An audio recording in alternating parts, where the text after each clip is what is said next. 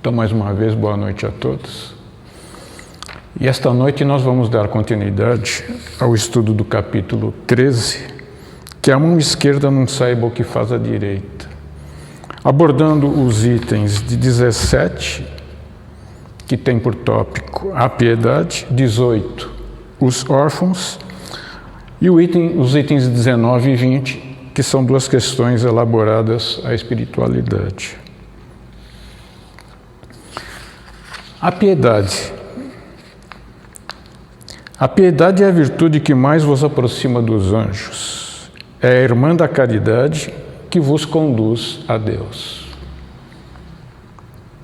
E a primeira questão que nós podemos colocar aqui, nós já conseguimos entender que devemos ir ao encontro de Deus? Será que está claro para nós isto?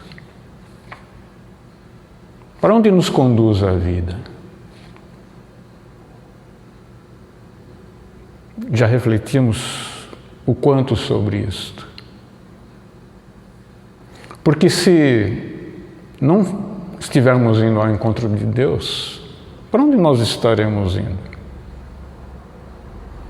Aonde a vida está nos levando? Essa é uma questão que cada um de nós deve fazer para si. Mas se entendemos que a vida está nos conduzindo para Deus, qual o papel da piedade nesse processo? E aí a espiritualidade nos informa, dentro do item 17 do capítulo. O sentimento mais apropriado a vos fazer progredir, domando vosso egoísmo e vosso orgulho, aquele que dispõe vossa alma à humildade, à benevolência e ao amor ao próximo, é a piedade. Essa piedade que vos comove até as fibras mais íntimas, diante do sofrimento de vossos irmãos, que vos leva a estender-lhes a mão caridosa e vos arranca lágrimas de simpatia. Uma vez entendido que a vida está nos conduzindo a Deus, é parte do processo que a gente vá se desfazendo de todas as imperfeições que estão enraizadas na gente. O orgulho, o egoísmo, a vaidade. E nesse processo, a piedade, ela tem significativa trabalho na gente, né? Significativa função, o sentido de colaborar na eliminação ou na minimização dessas mazelas que são o orgulho e o egoísmo da gente. Porque para que nós chegamos até Deus, a necessidade da nossa moralidade ir sendo cada vez mais crescente.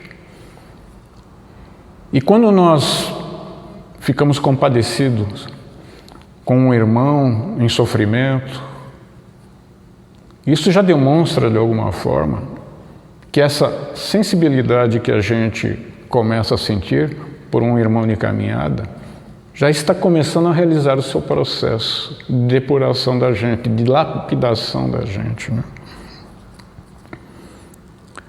E o item prossegue: jamais sufoqueis, portanto, em vossos corações, essa emoção celeste. Nem façais como esses endurecidos egoístas que fogem dos aflitos, para que a visão de suas misérias não lhes perturbe por um instante a feliz existência. No desconhecimento, na desinformação de que caminhamos para Deus, muitos se endurecem, né? Têm seus corações endurecidos, pelo fato de que, para eles, o importante é se dar bem na vida materialmente falando. E, em grande parte, Esse tipo de personalidade tem o seu coração enrijecido para essas coisas do sentimento. Poucos sofrem em ver as pessoas sofrendo ao seu redor, né?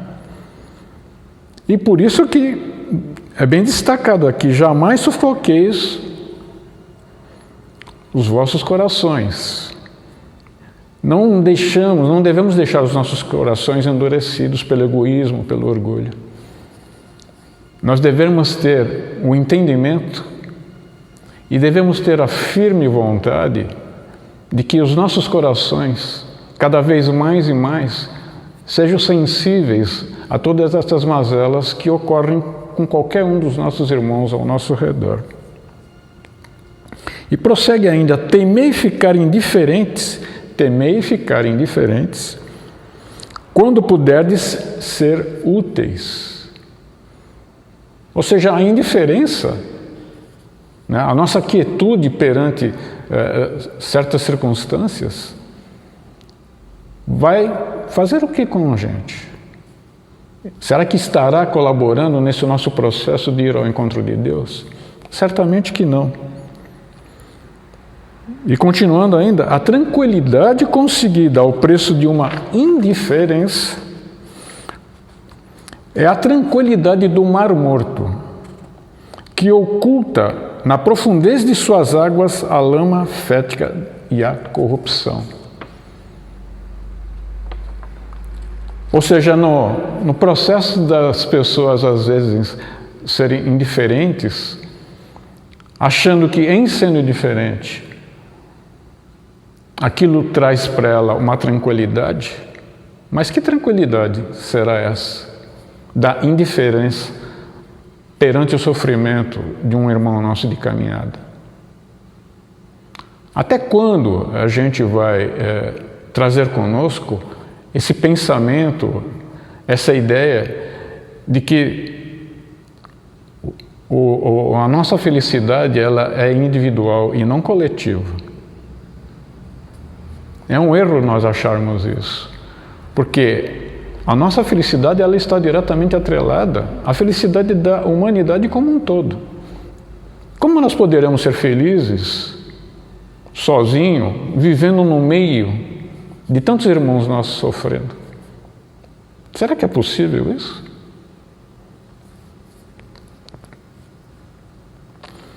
E segue ainda no item: mas a compensação é grande quando conseguis devolver a coragem e a esperança a um irmão infeliz, que se comove ao aperto de uma mão amiga e cujo olhar, ao mesmo tempo umedecido de emoção e reconhecimento, se volta com doçura para vós, antes de se elevar ao céu, agradecendo por lhe haver enviado um consolador, um amparo. E a gente aqui pode fazer uma comparação muito interessante, agradecendo por lhe haver enviado um consolador, um amparo. Jesus nos prometeu um consolador, não é verdade? E nós estamos vivendo no meio dele. O Espiritismo, que nos traz a informação, elimina toda aquela dúvida que nós temos do que é a vida. Desde que nós, eventualmente, estejamos dispostos a ir atrás dessas respostas. Mas Jesus nos enviou um Consolador. E é interessante que nós podemos fazer uma associação do que diz aqui. Porque, em sendo nós um Consolador a um irmão de sofrimento, estamos fazendo o nosso papel como Jesus, da mesma forma, nos enviou um Consolador. Ele nos enviou um Consolador. Estamos sendo amparados por este Consolador. A partir do momento que a doutrina está nos despertando uma serenidade, uma incompreensão das coisas, desconhecidas até então. E se nós estamos sendo amparados por um Consolador, nada mais justo que nós possamos de alguma forma colaborar e consolar um irmão em sofrimento.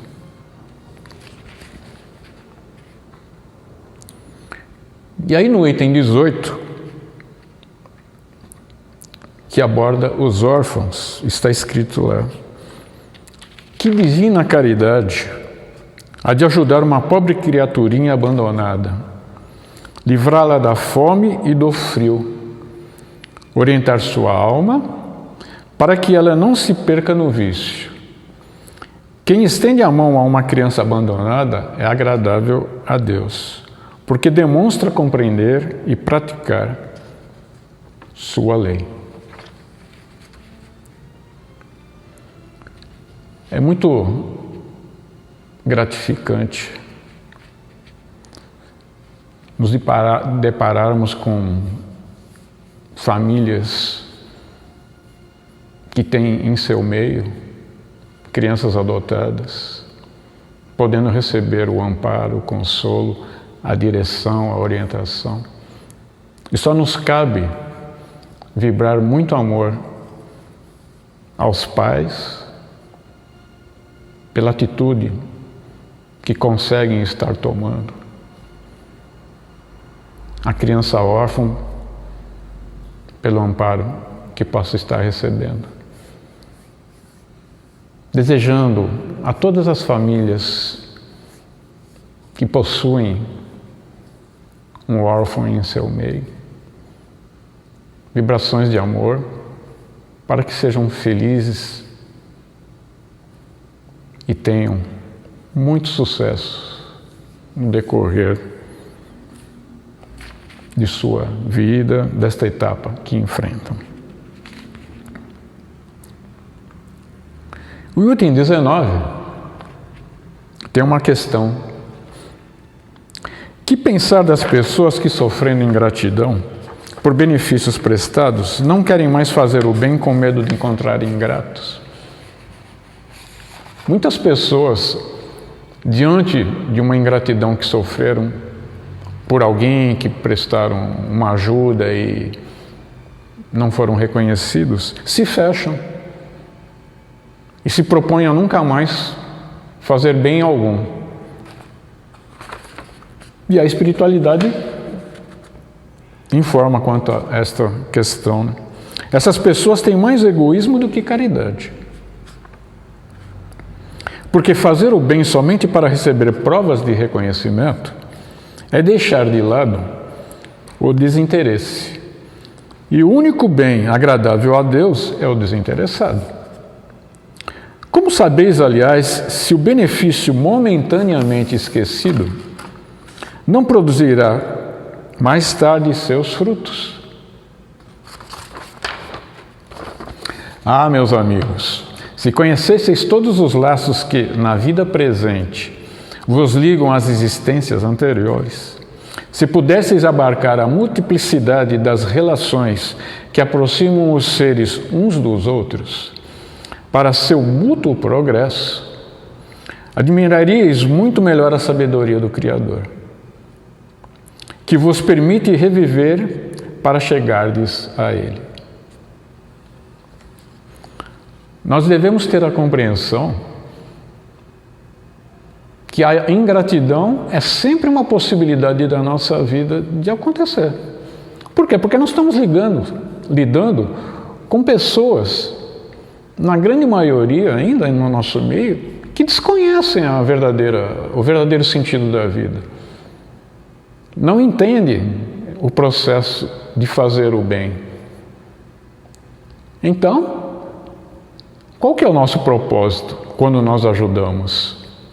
É ser reconhecido pelas pessoas para quem nós prestamos alguma colaboração ou ter o reconhecimento de Deus pelo ato bom que fazemos? Eu acho que é ter o reconhecimento bom de Deus pelo ato bom que fazemos, né? E a questão 20, o item 20. A beneficência é bem compreendida quando se limita ao círculo de pessoas da mesma opinião, da mesma crença ou do mesmo partido? E a resposta que a espiritualidade nos envia: não, pois é sobretudo o espírito de seita e de partido que deve ser abolido, porque todos os homens são irmãos. O verdadeiro cristão vê irmãos em todos os seus semelhantes e, para socorrer o necessitado, não procura saber a sua crença, a sua opinião, seja qual for. Mais uma vez, o nosso propósito, quando nós procuramos fazer o bem, ele não deve se limitar a um círculo fechado de pessoas. Fazer o bem a quem nos quer bem, a quem nos ama, é muito simples isto, né? Mas o nosso exercício de vida, ele nos leva, sim, a fazer o bem a todos os seres que conosco, de alguma forma, têm um relacionamento. Sejam pessoas que nos querem bem, sejam pessoas que não nos querem bem. Na medida que nós temos muito fortemente em nós esse conceito, nós estamos se encaminhando para o que Deus designa a cada um de nós, que é o amor indiscriminado a todos. Lembremos do capítulo 11 e 12, né? Amai ao próximo como a si mesmo, e no 12, amai até os vossos inimigos.